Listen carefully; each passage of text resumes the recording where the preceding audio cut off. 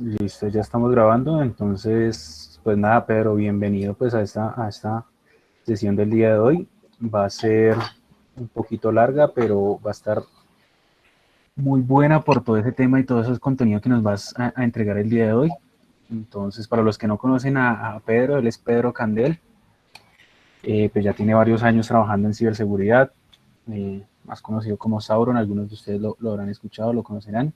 Les pedimos disculpas desde ya pues por el cambio de horario que tuvimos, el cambio de día y demás, pero pues vamos que son cosas que se salen de las manos, entonces lo sentimos mucho, pero espero que aprovechen esta sesión. Pues igual vamos a estar grabando ahí la sesión para los que no asistieron. Entonces nada, Pedro, te doy la palabra y bienvenido. Muchas gracias, Alejo. Y muchas gracias a todos por estar y que podamos compartir esta tarde y aprender, como yo digo, pues aprender un poco más todos de todos, ¿no? Como ya me ha presentado Alejo, pues eso, soy Pedro Candel, me conocen como Sauron. Y bueno, pues llevo muchísimos años en esto de la ciberseguridad y trabajando pues para grandes multinacionales y pues para las principales empresas a nivel mundial, ¿no? Entonces, vamos a intentar ver, voy a quitar la publicidad de esto donde trabajo, hacemos un poquito de todo y como yo digo, nos lo pasamos bien. Simplemente, pues unas veces investigamos, otras veces lo que hacemos es auditorías, tenemos que explotar y nos encontramos pues, muchas veces con problemas que sabemos que a lo mejor pues, hemos encontrado una vulnerabilidad, pero no funciona, por ejemplo, lo que es la parte del exploit, no funciona exactamente como nosotros queremos y, lógicamente, pues esto hay que modificarlo y hay que pensar cómo poder hacerlo. Entonces, vamos a ver dentro de lo que sería pues, la agenda. Vamos a ver una primera parte de introducción, básicamente lo que sería pues, la teoría, lo fundamental. Vamos a ver otra parte que serían los shellcodes. En este caso, aquí haríamos, una vez que lo veamos, haríamos el descanso. A continuación, vamos a trabajar de forma práctica pues, uno de los exploits que fueron más famosos, que es Meltdown, y que de hecho pues, todavía seguimos teniendo pues, las reminiscencias de Meltdown. Sigue siendo pues, explotable en muchísimos sitios y algo pues, que le vamos a descubrir probablemente pues, una de las cosas que hace muy poquito Microsoft, estamos hablando de hace concretamente 10 días, en su caso pues 9 días y medio por la diferencia horaria, pues una de las vulnerabilidades más críticas que se han conocido, pero que se le otorgó una puntuación muy alta y para que vean ustedes cómo con todo lo que vamos a ir viendo, digamos, cómo habría que explotarlo, cómo pensar ese exploit y cómo podríamos dar provecho. Pues sin más, vamos a ver en esta pequeña introducción lo que sería el espacio de usuario y el modo kernel. Vamos a pensar en lo que sería pues, un microprocesador. También, antes de que siga, si hay cualquier pregunta y no entienden algo, por favor interrumpan y me lo dicen. Como les decía, cualquier procesador de la arquitectura, en este caso, pues vamos a llamarle la arquitectura Intel de 32 o bien de 64 bits, porque es exactamente igual, tenemos una retrocompatibilidad hacia atrás desde los 64 bits con 32, con 16 e incluso con 8. Nosotros lo que encontramos son 4 niveles de privilegio que son numerados desde 0 al 3 y el máximo nivel de privilegio pues sería en este caso el número 0. Este nos va a permitir, lógicamente, pues el acceso a todo lo que serían los recursos del microprocesador completo.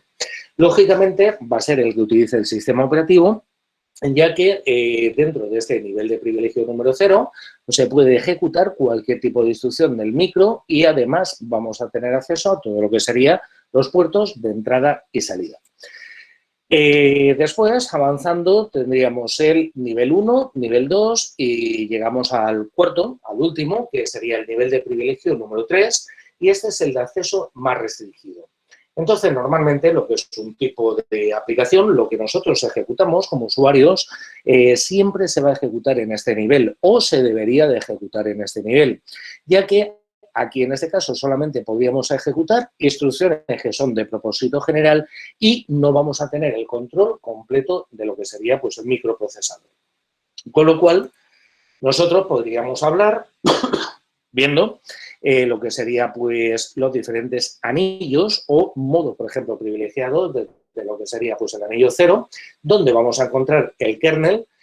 Podríamos hablar a lo mejor de un anillo, por ejemplo, 1, esto ya depende del tipo de kernel, donde encontraríamos los device drivers, también en el 2 y en el 3 lo que sería la parte de aplicaciones. Simplemente, digamos, hemos puesto en rojo lo que sería pues el mayor privilegio y avanzando hasta arriba lo que sería pues el menor de los privilegios.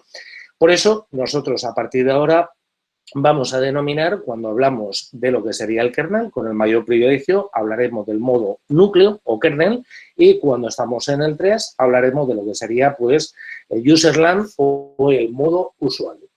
Además, lógicamente, pues tampoco me voy a meter mucho con lo que sería, pues, por ejemplo, el tema de los registros, pero en los registros del microprocesador nosotros encontramos siempre los bits en el 0 y en el 1 de estos registros del CS y el SS. Vamos a encontrar dónde estamos ejecutando las cosas. Y después, lógicamente, pues haré precisamente referencia a esto. Por tanto, pues lógicamente tendríamos asociado con el sistema operativo, con lo que nosotros conocemos, ese modo núcleo y los programas de usuario simplemente pues menos privilegiados. Vamos a suponer, por ejemplo, un usuario que quiera hacer un cambio en tiempo real, ¿vale? Con todo lo que serían las instrucciones. Bueno, pues tendríamos, aquí en este caso, imaginen que pudiese manejar, por ejemplo, el reloj, que pudiese manejar todo lo que sería el control de la memoria, que pudiese controlar todos los dispositivos de entrada y salida.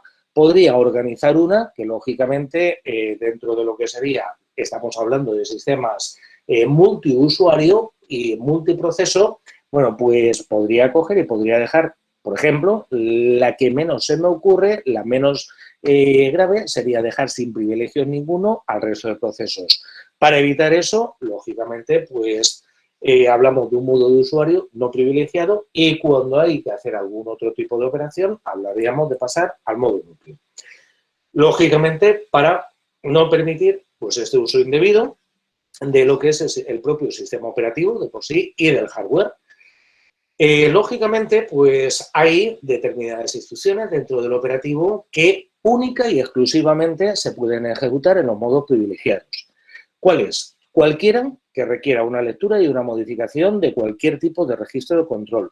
Las instrucciones primitivas de las entradas y salidas. Las instrucciones, cualquier tipo de instrucción relacionada con memoria. Instrucciones sobre señales. Instrucciones sobre la planificación, el planner que tienen. Las instrucciones sobre las interrupciones, controladores de dispositivos, etcétera. Y por eso nosotros lo confiamos en ese kernel para cuando yo quiero llamarlo desde el modo usuario, pues utilizaré una primitiva, utilizaré una API, utilizaré algún mecanismo, por ejemplo, pues en el Linux, vía syscall, llamaré a lo que sería, pues en este caso, la primitiva, se ejecutará de modo privilegiado y me devolverá los datos arriba a la parte de usuario. Por tanto, lógicamente, pues sería este modo más privilegiado y por eso es simplemente lo que llamábamos pues modo núcleo o modo kernel, ¿vale? Qué pena, Pedro. Cuando te refieres a sí, primitiva, ¿a qué hace referencia? A una API, ¿vale? A una interface que nos va a permitir comunicarnos con lo que sería el kernel. Porque yo, lógicamente, en el modo de usuario, ahora en un gráfico lo van a ver, en el modo de usuario yo no puedo directamente acceder y cambiar y decir, bueno, pues supongamos un programa que se está ejecutando en memoria. Este programa que a mí, el propio kernel me ha asignado mi espacio de memoria. Yo lo estoy viendo desde las direcciones más bajas hasta las direcciones más altas. Yo eso no lo voy a poder cambiar porque, lógicamente, hablamos de una memoria virtual y no estoy hablando de la memoria física. Pero eso, lógicamente, el propio kernel ha estructurado, y para esto tenemos diferentes tipos de kernels, habrá estructurado mejor o peor la memoria física para que pueda ser compartida y todos y cada uno de los procesos puedan ver como si ellos tuviesen todo, digamos, de alguna forma, todo el acceso a su parte de memoria, como si fuese completa para ellos, ¿vale? Lógicamente, pues vamos a ir hablando de estas llamadas y ahora después es una de las cosas que vamos a ir trabajando, ¿vale? Por eso, pues ya le digo, simplemente en este modo más privilegiado es lo que conocemos como el modo núcleo o el modo kernel y básicamente un kernel es de por sí un propio sistema operativo. Lo que pasa es que después hemos acompañado los sistemas operativos, los hemos acompañado de una serie de instrucciones, una serie de programitas que ya, salvo, digamos, esa parte de kernel que es la parte fundamental, la parte imprescindible, la que va a controlar absolutamente todo, pues ya tenemos utilidades para hacer cualquier tipo de cosa. Lógicamente, esto es una parte muy pequeña del sistema, pero es la que más se utiliza. Normalmente suele residir pues siempre en lo que sería pues en la memoria de forma continua. No se automáticamente se está cargando, descargando cuando es requerido, o lo que serían las aplicaciones que funcionan en el modo usuario. Pues, ¿qué podríamos decir? ¿Cuáles serían, por ejemplo, las funciones básicas del kernel? Bueno, pues lo primero, la gestión de procesos, para poder crear y terminar lo que son los procesos, para poder planificarlos y activarlos, para poder hacer un intercambio entre procesos, para hacer la sincronización de los procesos y el soporte de comunicación entre los procesos, para gestionar todos los bloques de control de los procesos, gestiona también lo que es la memoria, nos hace esto que contaba, pues la reserva, por ejemplo, de espacio en las direcciones para los procesos, realiza, por ejemplo, también la parte del swapping para el intercambio, digamos, con esa memoria que nosotros vamos a tener en las unidades de almacenamiento, realiza toda la gestión y nos crea todo lo que son las páginas, por ejemplo, de los segmentos, realiza toda la gestión de las entradas y salidas, se encarga de toda la gestión de los buffers, la reserva de los canales de entrada y de salida, de controlar todos los dispositivos para todos los procesos. Además, tiene otra serie de funciones de soporte, como es, por ejemplo, pues toda la gestión de interrupciones. Tiene también su parte de auditoría y su parte de monitorización para saber en cada momento qué es lo que está efectuando. Por tanto, pues simplemente, conforme les comentaba, que existan tantos modos de ejecución, esto simplemente es para proteger al sistema operativo, para proteger lo que son las tablas del sistema clave, las tablas, por ejemplo, de descriptores, para que nadie desde el userland, desde el espacio de usuario, pueda acceder a esas tablas y las pueda modificar y pueda, lógicamente, pues interferir sobre otros procesos u otros programas de usuario. Pero, eso sí, en el modo núcleo, el software va a tener, lógicamente, pues todo lo que sería el control completo del microprocesador, de todas las instrucciones, de todos los registros y de toda la memoria. Hoy vamos a trabajar lo que sería pues esta parte de exploiting, porque lo que nos gustaría, lógicamente, a ver, yo estoy en el modo menos privilegiado y a mí, lógicamente, lo que me gustaría sería llegar al modo más privilegiado, ser dentro, por ejemplo, ya no dentro del modo del kernel, sino incluso dentro de lo que sería el propio microprocesador, que me perteneciese completamente y que estuviese completamente a mi disposición. Y es, lógicamente, pues uno de los objetivos que tenemos mediante una de las prácticas que vamos a ir haciendo. Pero, lógicamente, vamos a ir avanzando, primeramente, desde lo que sería la parte del userland, bajando un poquito más hacia abajo y poquito a poco, pues, más hacia abajo, hasta que podamos, lógicamente, controlar, tener a nuestra disposición todo lo que sería, pues, esta parte del microprocesador y a partir de ahí abrimos, como yo digo, abrimos toda nuestra mente y, lógicamente, si yo tuviese las tablas clave, si yo pudiese interferir con otros procesos y otros programas de usuario, lógicamente podría ver qué contienen, qué es lo que está haciendo el usuario, desde las contraseñas, en memoria, si no están cifradas, no están codeadas, etcétera, etcétera, podría tener el control absoluto de todo. Hay otra pregunta que es cómo conoce el micro en el modo en el que se ejecuta, o sea, en un momento determinado, pues el microprocesador, cómo se está ejecutando.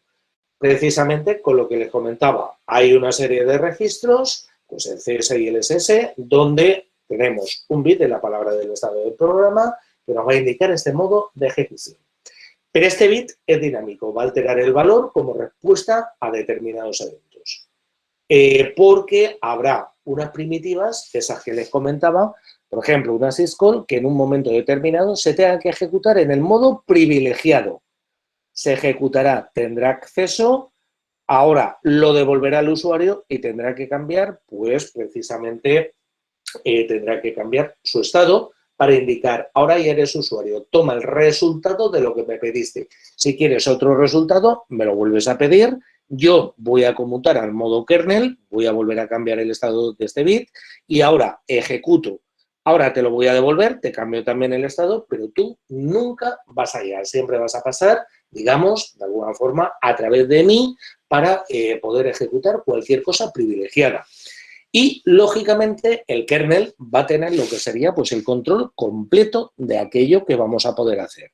Incluso del propio microprocesador, pues, lógicamente, va a tener todo lo que sería pues, una serie de controles para que nadie, un kernel, por ejemplo, digamos, un kernel inestable o un kernel, por ejemplo, que pudiese acceder a cosas que interfiriesen con otras, pues, lógicamente, pondrá una serie de mecanismos, una serie de protecciones para evitar que esto ocurra.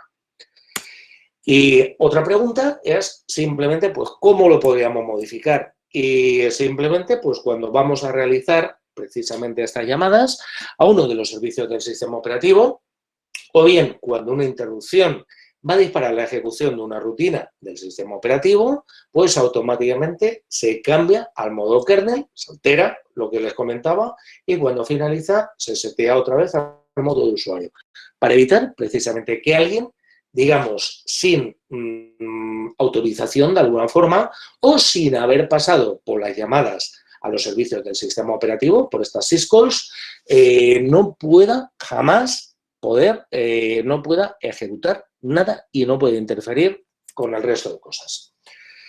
Aquí creo que lo van a ver pues un poquito más claro lo que son los diferentes tipos de kernel, porque no tenemos solamente uno. Nosotros siempre hablamos en una capa más baja, siempre estamos hablando de lo que sería pues, la parte, por ejemplo, del hardware. Aquí es donde encontramos lo que es el propio sistema operativo y aquí hablamos ya de lo que sería el espacio de usuario. Entonces, basándonos, por ejemplo, en lo que sería diferentes kernels, por ejemplo, el kernel monolítico, ¿no? Esto depende, lógicamente, del sistema operativo o un microkernel o kernels híbridos y poquito a poco pues se va intentando mejorar. Vamos viendo que el espacio de usuario, incluso, por ejemplo, en un microkernel, pues llega a ser un poco más y donde se ejecutan una serie de, digamos, cosas intermedias, que es a lo que van a llamar las aplicaciones, pues se encuentran ejecutándose en el modo de usuario. En un kernel, por ejemplo, monolítico, pues la aplicación directamente se comunica con todo lo que sería pues, la parte del kernel y el kernel que le va a ofrecer, pues le va a ofrecer exactamente aquello que va a necesitar manejar para lo que sería de hardware para el soporte que tenga el kernel. Por ejemplo, pues un dispatcher para controlar, por ejemplo, todo lo que sería pues el tema de interrupciones. Todo lo que son los drivers del sistema para poder comunicarse con una interface, por ejemplo, de red. Le va a ofrecer primitivas para gestionar la memoria virtual, para el planificador, para acceso al file system, para lo que sería el IPC, que es la comunicación entre procesos, etcétera, etcétera. Es decir, todo esto nosotros lo haríamos a través de una llamada al sistema de una syscall y se ejecutaría en el modo privilegiado. Y se le devuelve a la aplicación, simplemente se ejecuta, se obtienen los resultados, se dejan, pues a lo mejor hay algún resultado que es inmediato. Mediante un registro se le devuelve a la aplicación. Otras veces, pues a lo mejor mediante una estructura no lo deja en memoria y se le devuelve a la aplicación, etcétera, etcétera. Pero básicamente, digamos que se ejecuta todo aquí, en modo kernel. Cuando hablamos de lo que sería, pues, otro tipo, que es el microkernel, aquí yo lo que voy a encontrar, digamos que esto es prácticamente igual, pero aquí nosotros lo que encontramos, pegando a lo que sería la parte del hardware, es la comunicación entre procesos la gestión de la memoria virtual y lo que sería pues todo el apartado del scheduling, ¿vale? Del planner que tiene para poder gestionar todo lo que son los diferentes procesos. Y ese sería, digamos, el modo kernel. Y encima, ejecutándose a nivel de usuario, encontramos lo que sería pues, el IPC de las aplicaciones. Podríamos encontrar, por ejemplo, pues la parte, por ejemplo, pues, de acceso al Virtual File System, encontraríamos los device drivers, etcétera, etcétera. Y la aplicación se va a comunicar, o nuestras aplicaciones, dependiendo de lo que tengan que hacer, pues se van a comunicar mediante esas primitivas con aquel apartado que a nosotros nos interese. Y por otra parte, pues tenemos esos kernels híbridos donde, digamos, de alguna forma se ha integrado una parte de estas, digamos que se ha dividido esto y se ha integrado una parte dentro de lo que sería el modo kernel y otra parte, pues se ha dejado, por ejemplo, dentro del espacio de usuario. Esto básicamente, pues dependiendo normalmente del tipo de hardware que se vaya a controlar, si es un hardware pues multipropósito o es un hardware, por ejemplo, específico. Nosotros pues solemos trabajar mucho con sistemas, por ejemplo, embebidos y sistemas en tiempo real. Entonces, encontramos muchas veces lo que son los kernels monolíticos, donde esto es lo que encontramos. Esta es la forma, digamos, más básica. Pero, lógicamente, pues dependiendo de otros tipos de hardware y de mejoras, pues dependiendo también del sistema operativo, porque todos los sistemas operativos, esto no es nuevo, esto viene desde los principios de la informática y les recomiendo pues unas lecturas, un famoso libro que es el Tannenbaum, donde se definen muy bien lo que son los principios. Bueno, pues dependiendo del tipo de sistema operativo y dependiendo del tipo de hardware, se ha ido optimizando en la medida de lo posible pues lo que serían estos microkernels o kernel, por ejemplo, híbridos, intentando pues la mejor de las comunicaciones. Pero, no obstante, para llegar al hardware, si ustedes se fijan, siempre yo tengo que pasar por lo que sería el modo kernel. Y esto es precisamente de lo que vamos a ir hablando hoy y vamos a intentar, pues lógicamente, hacer la explotación. Y Una ahora, pregunta ahí, Pedro, qué pena. sí, sí, ¿Esos modos de kernel también dependen de la arquitectura, si es x86 o si es ARM o alguna otra? suelen compartir porque, digamos, lo que es la parte de arquitectura, lo digo porque esto lo llevamos trabajando, esto de aquí que están viendo y esto, resulta que estamos trabajando los kernels monolíticos en ARM y me da exactamente igual de los bits que tenga y en la arquitectura Intel, etcétera, etcétera, en todo. Con lo cual, esto es común, o sea, esto es una de las cosas, digamos, que tenemos siempre comunes y antes o después, y a veces, a ver, yo digo lamentablemente. O sea, yo me puedo encontrar esos tipos de kernel en cualquier tipo de arquitectura y con cualquier tipo de Sí, hardware, ¿sería? cualquier tipo de hardware, cualquier tipo de arquitectura y cualquier tipo de sistema operativo, si hacemos Ok, esa combinación, ¿vale? Entonces, por ejemplo, el que más van a conocer seguramente sería el kernel de Windows, porque es una de las cosas, digamos, que más estamos acostumbrados o trabajando, ¿no? Bueno, ¿cómo está montado el kernel de Windows? ¿Dónde tengo lo que sería el modo de usuario y dónde tengo el modo kernel? Bueno, pues básicamente lo que es la arquitectura, el hardware yo lo tengo aquí abajo del todo. Y me ofrece, el propio sistema operativo me ofrece una capa que denominamos la capa HAL. Esta capa HAL es simplemente pues una capa de abstracción del hardware para yo no tener que estar de alguna forma hablando en ensamblador con lo que sería el propio hardware y se me ofrecen unas primitivas, digamos, de más alto nivel. Y aquí es donde yo encuentro realmente el propio kernel del sistema operativo que se comunica con esa capa HAL. Aquí, lógicamente, este sistema operativo pues me va a aportar todo lo que sería pues toda la rutina de lo que soporta. ¿Para qué? Para controlar esto, lo otro, para poder, no sé, digamos, el kernel me tiene que proporcionar todas las primitivas para que yo, en función del sistema operativo, lógicamente, si las necesito, las pueda utilizar. Entonces, esas primitivas puede ser como, dame un espacio en memoria, créame un proceso, asigna este descriptor a tal proceso, ahora quiero conmutar, por ejemplo, ahora quiero acceder a una tarjeta de red y tiene que tener pues una prioridad mayor que para el acceso a memoria, etcétera, etcétera. De aquí, lo que sería la parte, por ejemplo, de Windows, pues encontramos, por otra parte, tenemos drivers del propio file system y drivers que funcionan en otro, digamos, modo kernel. Una serie de drivers que nosotros podemos ir metiendo y programando y desarrollando, bien firmados, no firmados, que entraríamos a pasar entre esta parte o aquí, ¿vale? Y nos va a exportar, a fin de cuentas, esto lo que va a hacer es que nos va a exportar a través del API de Windows, y el API de Windows lo que nos permite es que yo no me tenga que complicar ni con el ensamblador ni con ninguna cosa, sino simplemente con un lenguaje de alto nivel, pues las aplicaciones se puedan comunicar con toda esta infraestructura.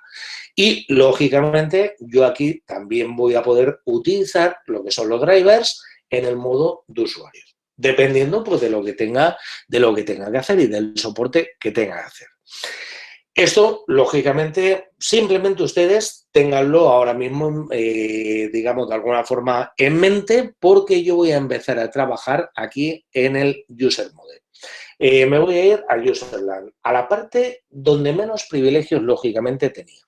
Y el objetivo que vamos a perseguir es que las aplicaciones, desde una aplicación donde yo no debo de meterme aquí o no debo de llegar aquí, yo pueda, lógicamente, pues tener acceso a todo lo que quiera.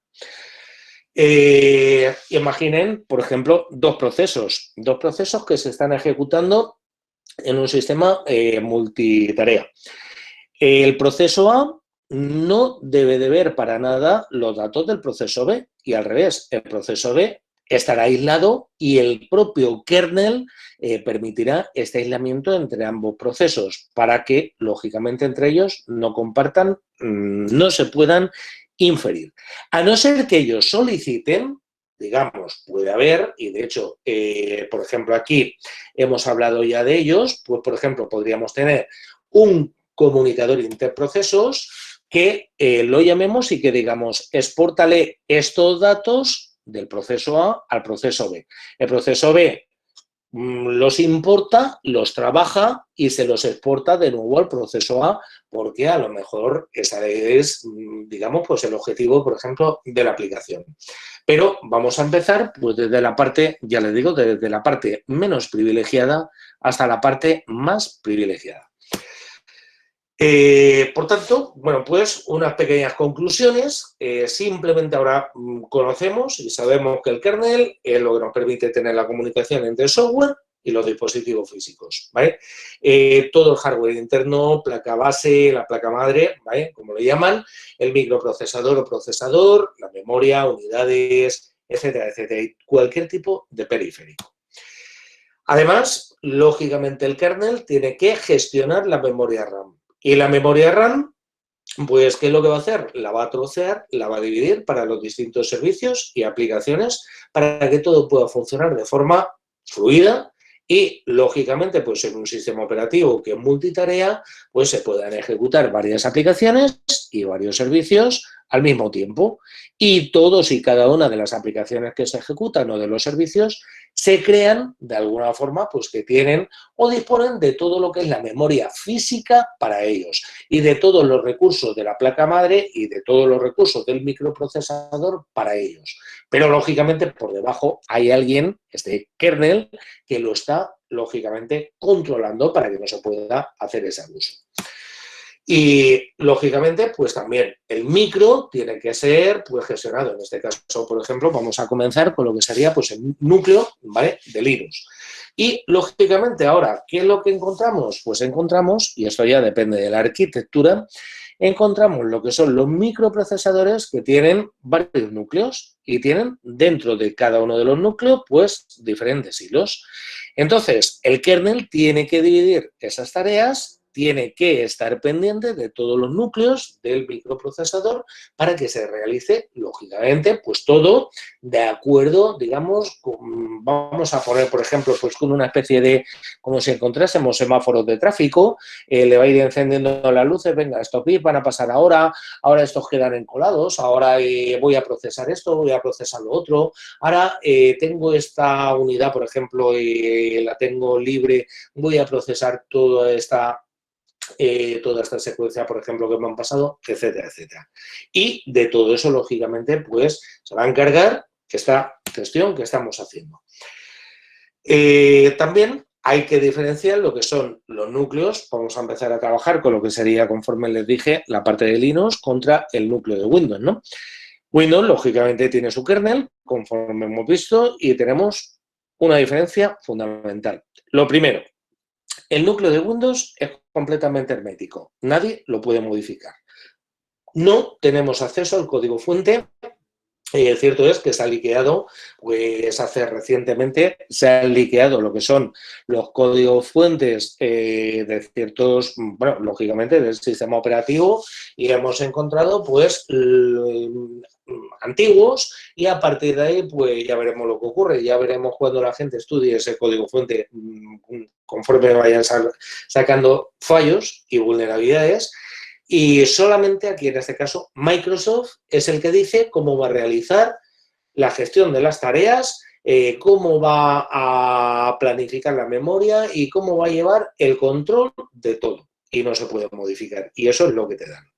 Sin embargo, en Linux, lógicamente, encontramos código abierto, con lo cual cualquiera va a poder realizar cualquier modificación. Imagínense que no me gusta la gestión de memoria que hace o la planificación de procesos o lo que sea, me lo puedo codear yo y lo puedo ejecutar, y así, lógicamente, pues hay diferentes distribuciones de Linux, se ha acoplado, por ejemplo, se ha utilizado para la parte, por ejemplo, de Android, etcétera, etcétera.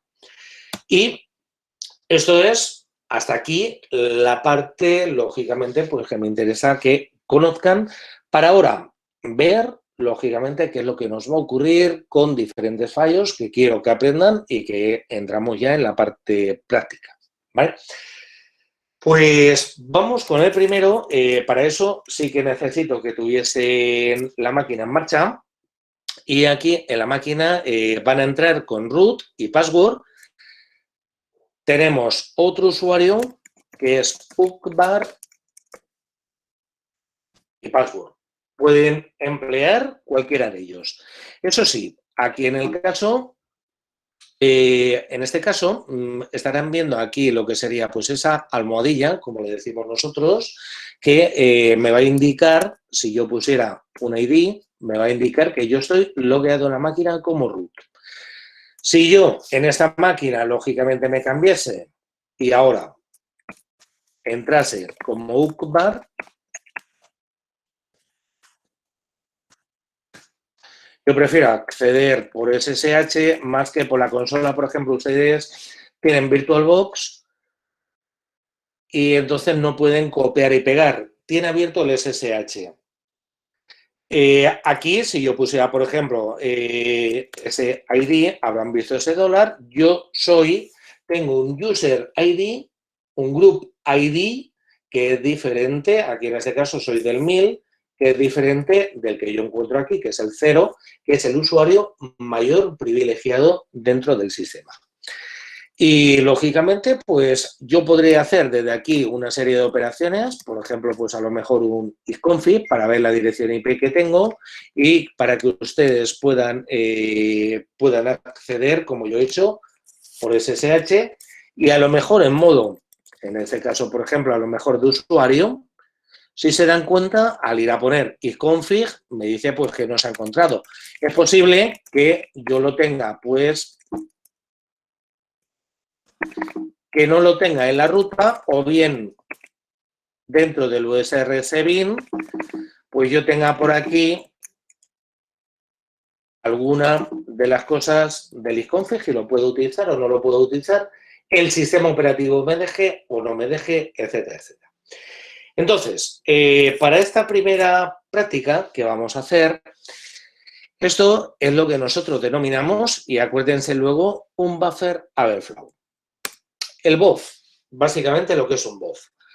Nosotros, ¿qué es un buffer overflow? Esto simplemente es un error que se va a producir cuando un programa, y ojo, ¿dónde voy a ejecutar el programa? Pues lo voy a ejecutar en el modo de usuario. Y en el modo de usuario, pues si yo soy el root y tengo unos privilegios y consigo explotarlo, tendré los privilegios de root. Y si soy el usuario UCBAR y no tengo privilegios, pero consigo explotarlo, tendré el nivel de privilegios del usuario UCBAR. Ni más ni menos. Bueno, pues esto se va a producir cuando ese programa, ejecutado en modo userland, no va a controlar lo que es la longitud de los datos que se intentan almacenar en una zona de memoria, lógicamente, pues que denominamos buffer. Nosotros, por ejemplo, para introducir una contraseña, pues esto lo tenemos que guardar en un espacio de memoria, y ese espacio de memoria en programación, en desarrollo, es lo que conocemos como el buffer. Y hay veces que la longitud de los datos, esto no se controla.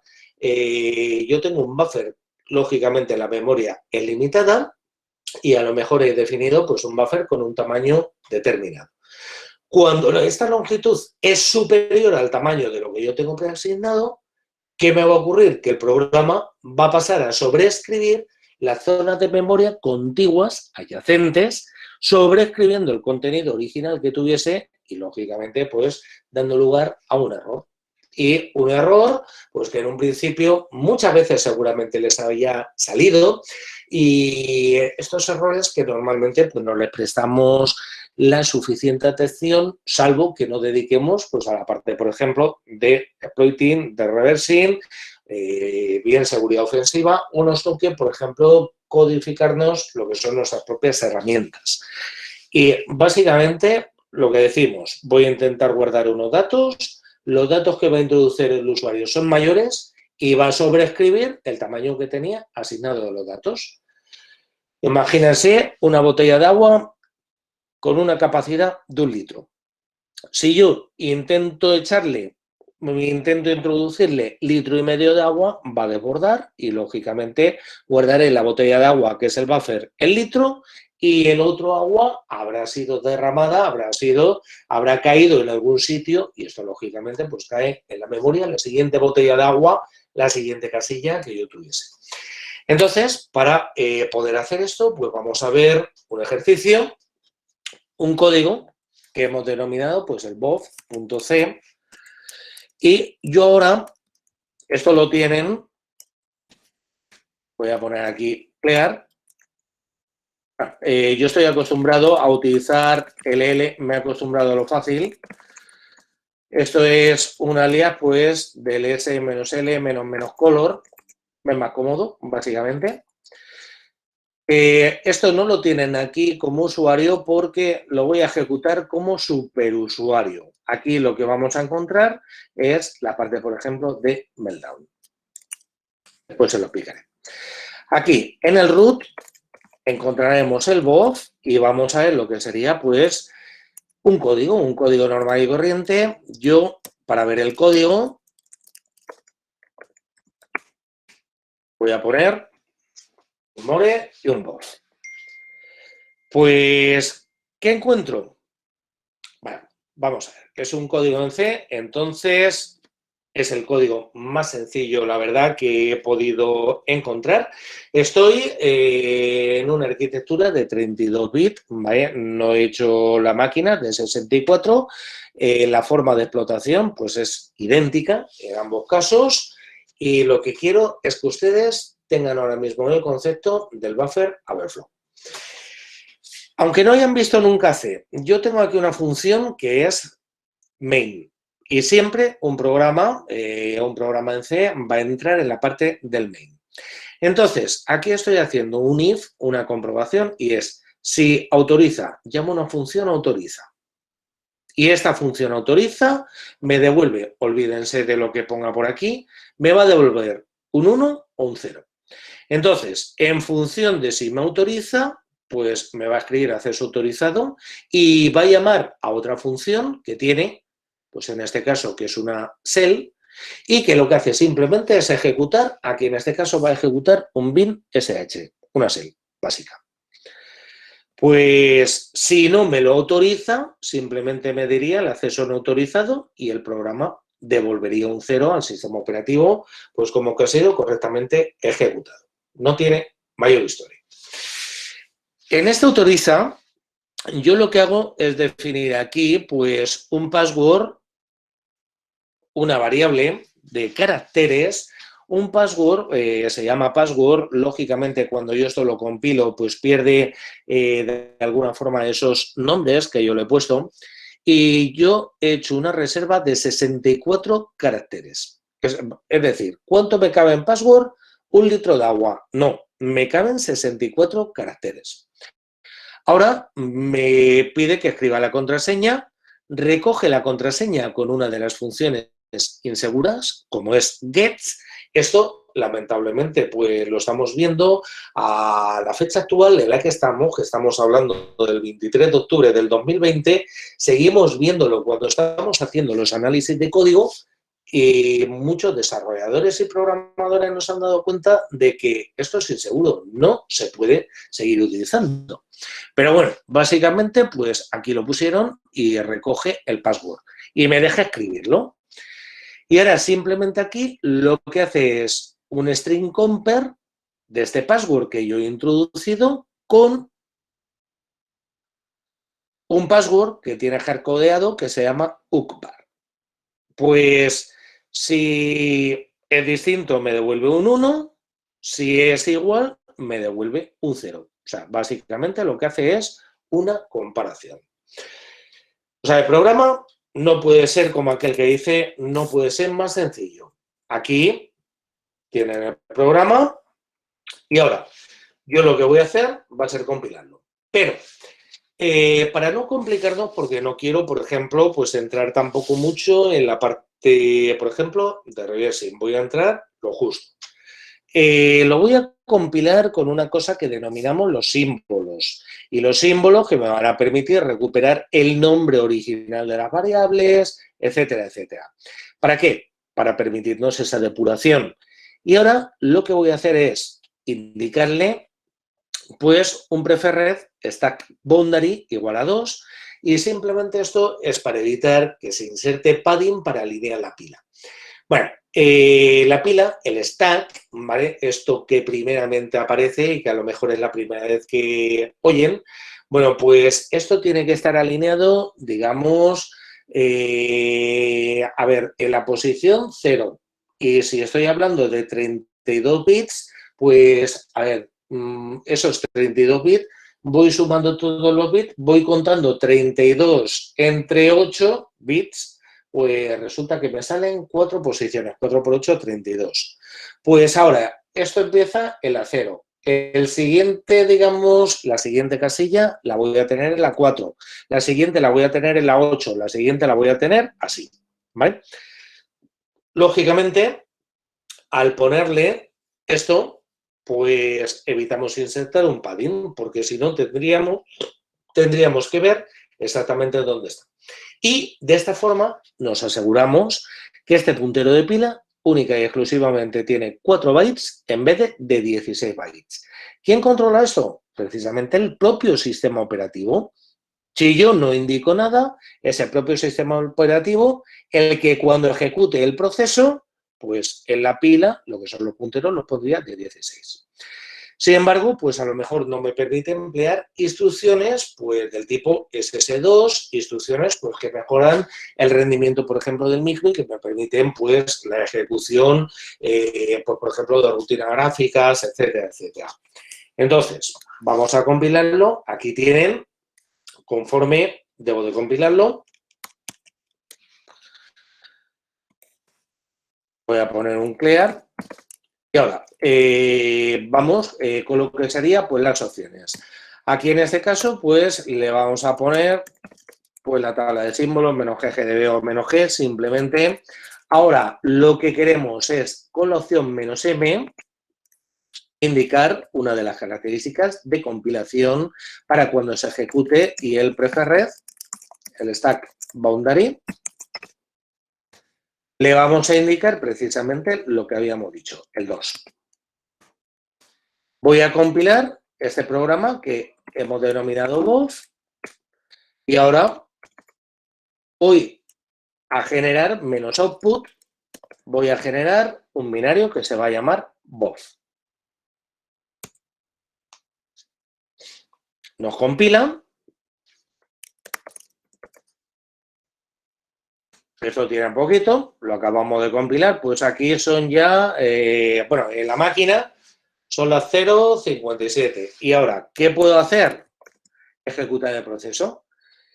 Esto, que a mí me parece tan trivial, de simplemente poner un punto y una barra y el nombre del binario, bueno, pues digamos que el kernel tiene un cargador. Tiene un cargador y, lógicamente, pues en este cargador va a realizar un montón de comprobaciones, me va a resolver un montón de símbolos, un montón de cosas, me va a hacer accesibles lo que son ciertas primitivas que tiene que utilizar, como yo, lógicamente, en el código.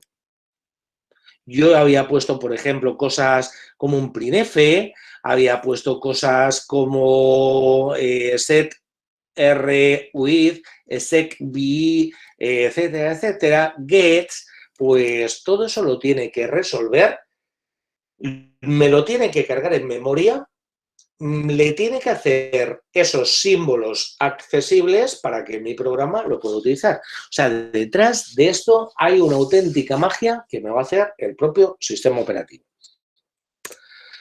Para que yo venga aquí y me diga, escriba la contraseña, pues voy a poner UCBAR, ahí dice acceso autorizado, ejecutando la shell. Vale. Aquí me aparece esto, voy a poner un ID, y en ese caso pues soy el root, y esto es precisamente pues del propio proceso. Y me aparece este dólar pues del propio proceso. Pero Ahora yo voy a tengo poner... una duda ahí. Sí, ¿Qué diferencia hay entre el UID, el GID y el EUID? sí, perdón. ¿Qué diferencias hay entre el UID, el GID y el Este es EUID? el user ID, el group ID, y este es el STEM user ID. ¿Vale? No se preocupen, a mí lo que me interesa es ver esta parte de aquí, para la explotación. Y yo ahora mismo, si estoy consiguiendo, es decir, si yo acabo de entrar, lógicamente me sé la contraseña, pero si yo acabo de entrar y yo este proceso lo había ejecutado desde el root, digamos, desde un usuario como en Windows, ejecutar con privilegios administrativos. Pues lógicamente, si yo rompo ese programa en tiempo de ejecución, ¿cómo se va a seguir ejecutando lo que yo rompa? Pues con los mismos, con el mismo nivel de privilegios que tuviese en el momento de la ejecución. Yo que era un root, ¿vale? Pero aquí de alguna forma no ha habido, o con un BOF, yo lo que no voy a tener es elevación de privilegios. Es lo que quiero que entiendan. Que yo lo voy a ejecutar como root, me meteré, lo romperé, seguiré siendo root. Y luego, si quieren, pues lo repetimos con la parte de UPA. ¿Ok? ¿Esto les llega a funcionar a todos ya? ¿Les funciona? A mí hasta Es el la momento parte de no ha aquí. funcionado. Sí, Si al parecer sí. vale, perfecto. Pero, lógicamente, aquí yo sé lo que sería, yo sé lo que es la contraseña. Bueno, pues vamos a empezar a ver qué es lo que ocurre. Voy a volver a ejecutar el box. Voy a poner en la contraseña, pues voy a poner una A, otra A mayúscula, llevo 5, 6, 7, 8, 9, 10. Acabo de escribir 10 A's mayúsculas. Me está diciendo que no me lo autoriza. Aquí llevo 10. Acabo de copiar y pegar. Escribe la contraseña, llevo 20. Me dice que no me lo autoriza. 10, 20, 30. Me dice que no me lo autoriza. 10, 20, 30, 40. Me dice que no lo autoriza. 10, 20, 30, 40, 50. Me dice que no lo autoriza. 10, 20, 30, 40, 50, 60. Acceso no autorizado. 10, 20, 30, 40, 50, 60, 61, 62, 63, 64. ¿Se acuerdan del tamaño de buffer que yo tenía? Me dice que no lo autoriza y están viendo aquí esta violación de segmento. Les tiene que ocurrir exactamente lo mismo. Cuando yo aquí he alcanzado, de alguna forma he alcanzado el tope, pues, ¿qué es lo que ocurre? Que a lo mejor al final debería de haber acabado esto. Y esto es una de las cosas que me va a añadir la propia primitiva, pues que lo acabe, por ejemplo, con un carácter null de finalización, pues lógicamente, como lo sobrepaso, como lo desbordo, me da esa violación de segmento. Que normalmente pues no le hacemos caso, es una de las cosas pues que están ahí, que en Windows hay veces que me da un pantallazo azul y ya les digo, no hago caso del pantallazo azul. Perdón.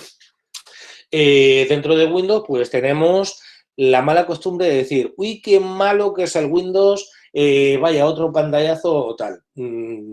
A partir de esto, creo que empezamos a prestar más atención a esos pantallazos. Si yo pusiera 63 más el carácter que me ha puesto la primitiva, que son 64, como cabe perfectamente, me dice el acceso no autorizado. Pero cuando yo he puesto todo esto, pues ya automáticamente al ver una violación de segmento, en nuestra cabeza lo que viene es este tipo de violación de segmento por la entrada que hemos desbordado, la capacidad que tenía el buffer, esto se llama BOF. Esto es un buffer overflow. Pues vamos a ver cómo se explota, si les parece. Pues ahora, para depurar el programa, para ver qué es lo que ocurre, yo podría hacer esto con GDB. El GDB, esto es un depurador que encontramos para Linux y que me va a permitir ir viendo, ir trazando pues todo lo que podría ocurrir, ¿vale?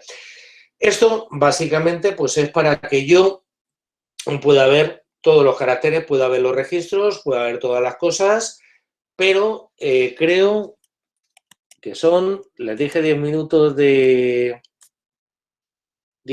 teoría y llevamos algo más. Entonces voy a hacer una cosa. Esto me lo voy a saltar. No va a ser necesario que lo haga. Voy a hacer GDB menos Q. Pedro, antes de que continúes, que si puedes colocar el código para compilar el programa de nuevo. Lo tienen. Alguien se Miren, quedó. entran aquí en la máquina y aquí tienen voz. ¿Vale? Ahí tienen un directorio que se llama voz. Entonces ponen gcc gcc menos m prefer stack boundary igual a 2 voz.c menos o voz. Creo que te falta una parte, ¿no? El G de... Sin los símbolos, lo combino sin los símbolos. Me da igual. Ok. Faltará la parte del menos GGDB o menos sí. G. No se preocupen, lo pueden compilar así. Y ahora lo que voy a hacer es, con el GDB, bueno, voy a mostrarlo por primera vez, gdb.voz para entrar en el debugger. Bueno, esto para quitarlo, vale, yo estoy pues completamente de acuerdo con lo que sería pues la licencia y todo el rollo y todo lo que ustedes quieran, pero al ponerle el menos Q me ahorro ver todo eso. Es calle, ¿vale?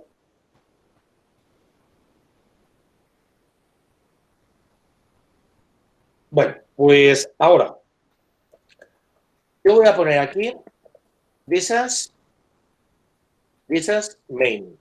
Lo que hago es desensamblar la función main. Y en la función main, con independencia de que esto me salga, tenemos varias sintaxis. El main, yo por aquí veo instrucciones en ensamblador y veo, por ejemplo, un call a una cosa que se llama autoriza. Veo, por ejemplo, aquí otro call, estos son las llamadas, pues algo que es el push. Aquí veo, por ejemplo, un call a algo que es cell.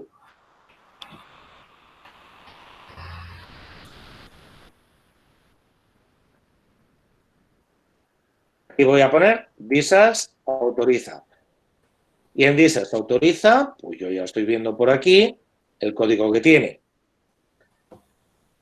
Estoy viendo, de hecho, pues la primitiva string compare. String compare, estoy viendo gets. Básicamente, bueno, este modo, por ejemplo, es ATT el que tiene, después lo veremos con la sintaxis Intel, a mí particularmente me gusta más. Y habíamos visto también, pues, otra cosa que era una shell. Yo no tengo ni idea de la shell. Pero miren, ven ustedes aquí que esto tiene una dirección de 32 bits. En memoria, esto se va a ejecutar en la dirección 08048510C. Este es la primera dirección, que es cuando entramos en la función. Entonces, vamos a explotarlo, si les parece. ¿Les parece que explotemos? Vamos directamente con ello. Me voy a copiar esa dirección. Lo primero, pues resulta que yo tenía, ¿vale? Yo tenía, pues, cuando he intentado poner todas las letras, había contado 64 letras, ¿verdad? Donde me devolvía la violación de segmento, ¿correcto? Sí, sí, sí. 64. Ahora, ustedes van a hacer otra cosa. Les voy a enseñar, pues, digamos, la cuenta de la vieja. Yo tenía, digamos, el buffer, que era de 64 más.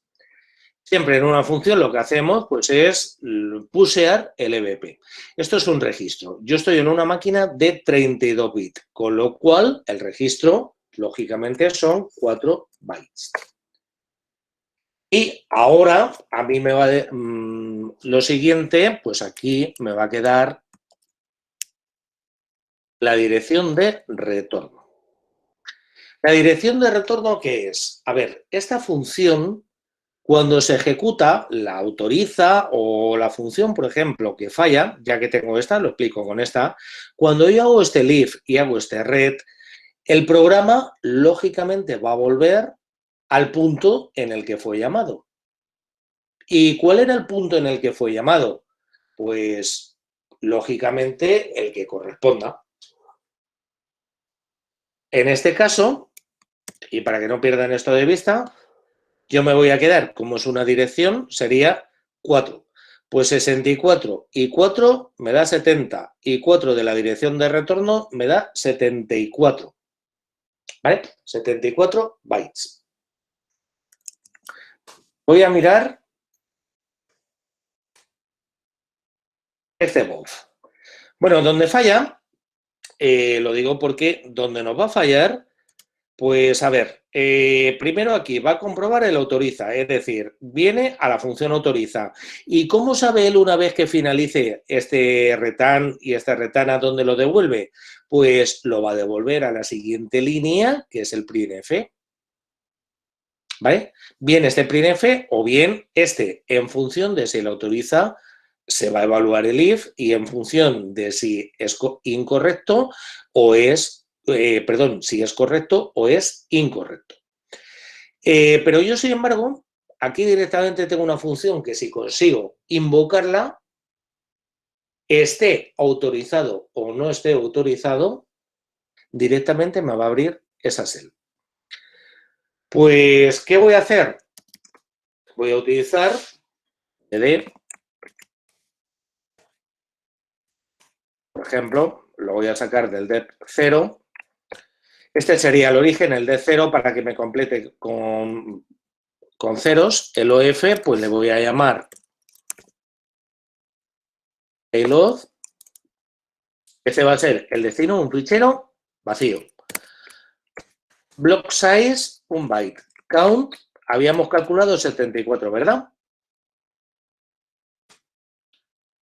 Pues esto me genera un fichero vacío que se llama payload, que no tiene nada dentro, pero de 74 bytes.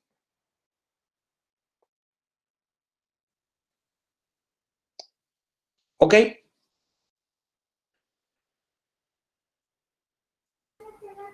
De pronto, ¿Lo tiene generado? para Sí. aclarar cuál es el objetivo de ese archivo, ¿para qué generamos ese archivo? Pues para que, digamos, esto es... Se lo explico mejor. Vale, identificando las variables. Miren, este es el concepto básico del buffer y es sobreescribir los valores que yo tengo en el stack. En el stack, yo ahora mismo, ¿qué es lo que tengo? Tengo el buffer del password, que son 64. Me ha guardado el EBP y yo voy a tener la dirección de retorno correcta. Pero, ¿qué voy a querer hacer? En un exploiting, yo le voy a pasar lo que sea. ¿Para qué? Para sobreescribir el buffer. A continuación, voy a sobreescribir el EBP, me da igual con lo que quiera, y aquí directamente voy a pasar los valores. Si tengo una función, por ejemplo, que me da una cell, pues le voy a pasar la dirección de memoria donde en este proceso se puede ejecutar la cell.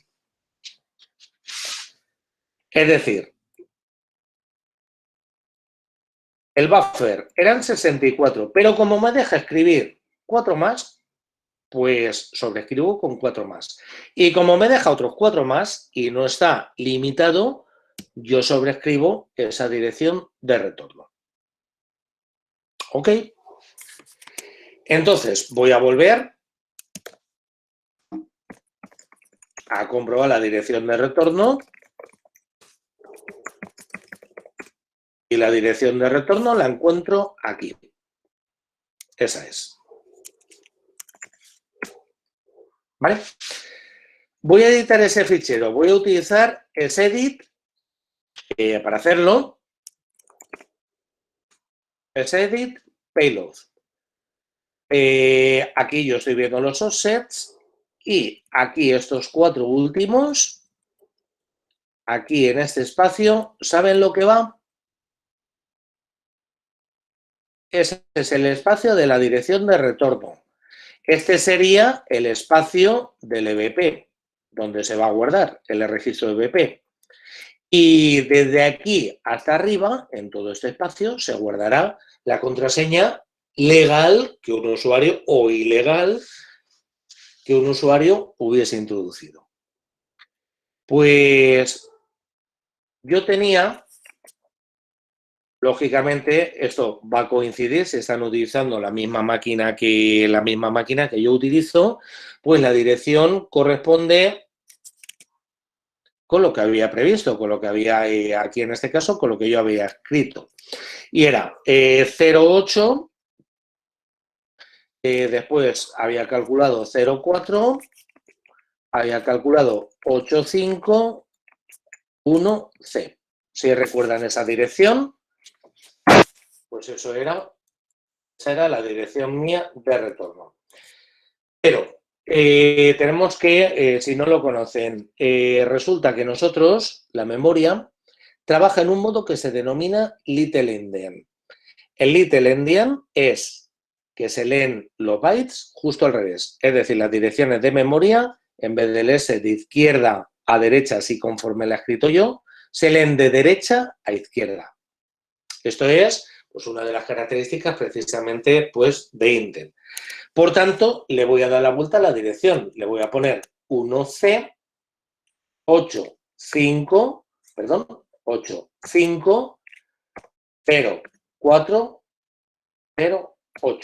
que corresponde a la dirección 08, a continuación 04851C. Esto es donde yo voy a guardar esa cell. y voy a guardarlo. Voy a pulsar F10. Voy a guardar los cambios. De hecho, aquí lo están viendo. Si utilizan la máquina o hacen este código en cualquier otro Linux, pues se tendrían que quedar con esa dirección que hubiesen, que les hubiera salido. Y ahora, pues vamos a ver si somos capaces de, sin tener ningún tipo de contraseña. Pero antes de continuar, tenemos una pregunta. Dicen que el comando en Linux DDD que usaste es para escribir sobre la memoria física o para qué se utiliza. No, para escribir un fichero.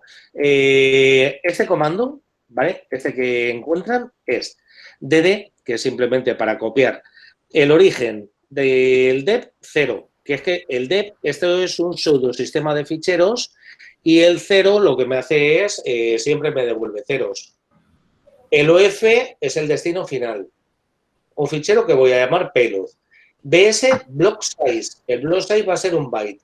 Count 74, pues quiero 74, un fichero de 74 bits. No obstante, tienen uno creado.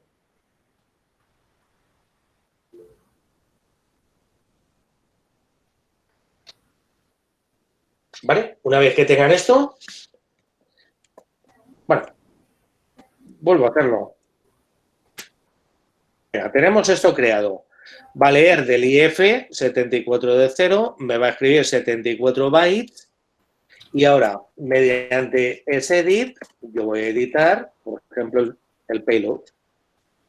El payload, a fin de cuentas, para nosotros es aquella parte que pasamos que hace la explotación. Ahora, como lo tengo, lógicamente, pues todo lleno de ceros, ¿en qué dirección de memoria encontraba yo el buffer overflow? Cuando me he venido a la cell, yo lo veo en 08, 04, 85, 1C. Pues la voy a poner al revés. 1C, 85, 04, 08. ¿Ok? Y voy a pulsar F10. Pulso F10 y ahora say change, yes, Y.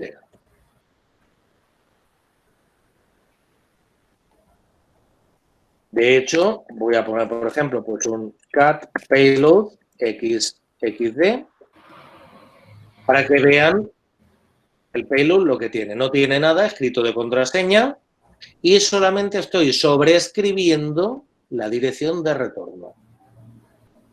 Cuando esa función falle, fallará lógicamente y querrá pues volver a la dirección de retorno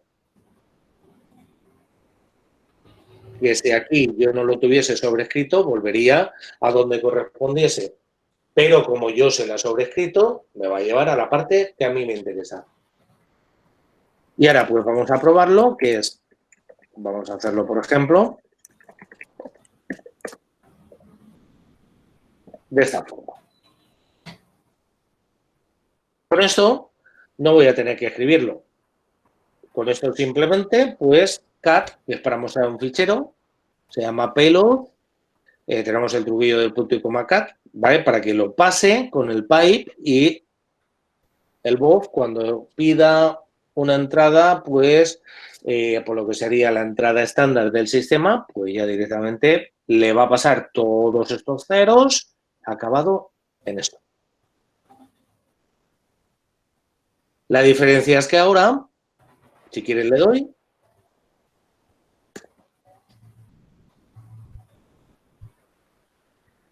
ya está ejecutándose, le di a Enter. Voy a darle a Enter. Pues por aquí, al darle varias veces a Enter, voy a poner ID.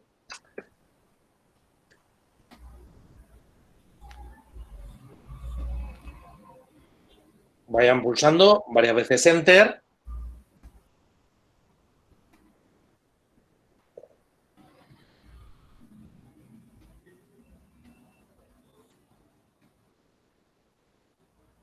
Desaparece esa violación de segmento, ¿verdad?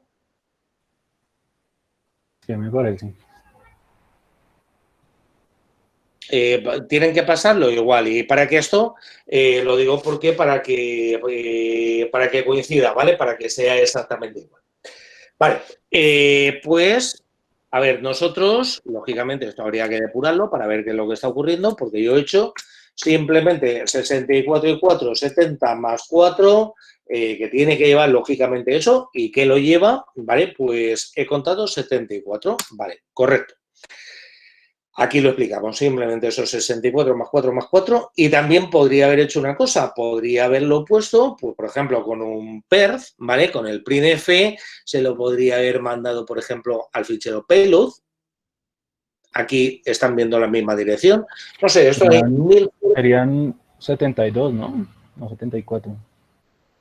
64 y 4 son 78 y 4, 68 70. y son 72. Ahí va, claro.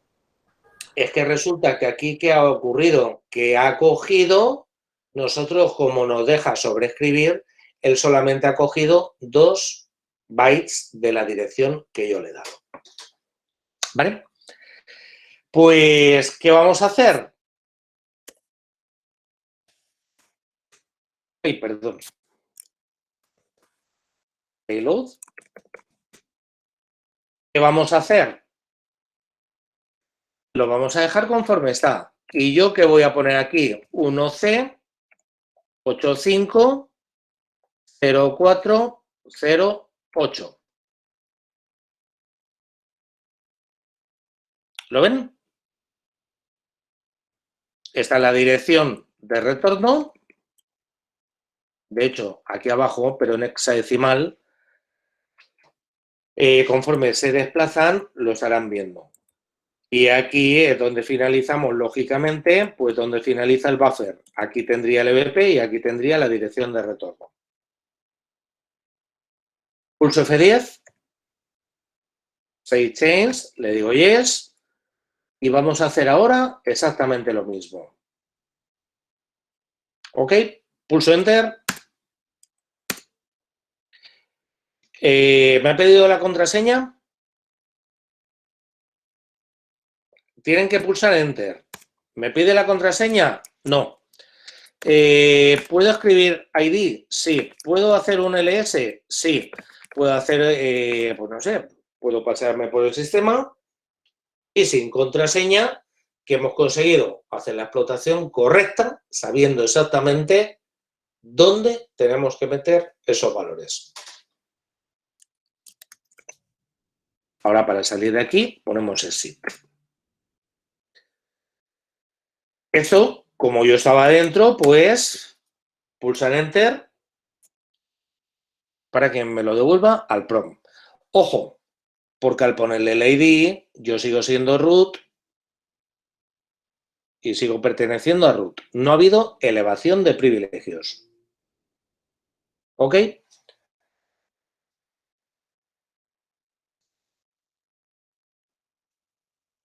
¿Vale esta parte? ¿Todos lograron hacer la explotación? Sí, pero ahora voy a hacer otra cosa. ¿Por qué? Poner. Yo tengo aquí, ¿me dice alguna cosa de qué es lo que tengo que poner? No. ¿Cuánto le puedo pasar? Estoy ampliando el fichero, ¿vale? ¿Cuánto le podemos pasar? Pues no hay una cota. No hay una cota, pero si yo ahora pusiese el GDB en funcionamiento, a lo mejor aquí empieza otra función, ¿vale? Porque, lógicamente, pues para esta función lo voy a tener en este espacio de memoria, la otra la tendré en tal, la otra la tendré en cual, un poquito más arriba, más abajo. Con lo cual, debemos de ser, pues, adecuados e intentar utilizar exactamente lo que se necesita. Esto es básico, como yo digo, es básico entenderlo. Los 64 más 4 que teníamos, los 68 más 4, 72, no los 74. Solamente se dio cuenta uno, ¿no? ¿Verdad? Sí, no sé si alguien más se ha dado de cuenta. Pero es que me interesa que se dé cuenta a todo el mundo y que se vea lo fácil que es, digamos, de alguna forma. A esto nosotros, no sé cómo le llaman allí, nosotros le decimos la cuenta a la vieja. Pues, ¿qué es lo que hacemos? Contamos el tamaño del buffer, contamos el EBP y contamos la dirección de retorno. Hay veces que, dependiendo de cómo vaya compilado el programa, aquí nos va a meter más cosas, porque a lo mejor nos puede meter lo que denominamos las Stack Canary Cookies, para controlar que esto no sea devuelto. Calculamos el valor correcto del Stack Canary Cookies y entonces lo añadimos, lo dejamos exactamente igual y lo pasamos y funciona como aquel que dice siempre de forma universal. Pero bueno, esto es lo que les comentaba para que pudiéramos depurar, para que viésemos cómo sobreescribimos, por lo que muchas veces, por ejemplo, también en vez de pasar cero, lo que pasamos son A mayúscula, que sabemos luego cuando vemos aquí 414141 tal, sabemos que la mayúscula y para que veamos cómo me lleva finalmente a la dirección de retorno que me interesa.